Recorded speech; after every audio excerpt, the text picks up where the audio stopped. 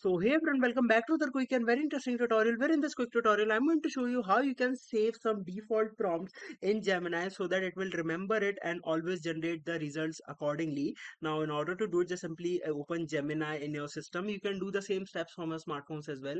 Now once I open the Gemini, all I need to do is to just simply click on this option of settings, and in the settings I have to go to this option that is saved info. Just simply go over there. Now here I can add any of the prompt that I want and want Gemini to take care of it every time. For example, if I show the example, you can choose a language. For example, if you want some solutions in Java only, or if you want some recipes but you are a vegetarian, so you can feed it into the Gemini, so it will always produce the recipes that does not contains any non-veg.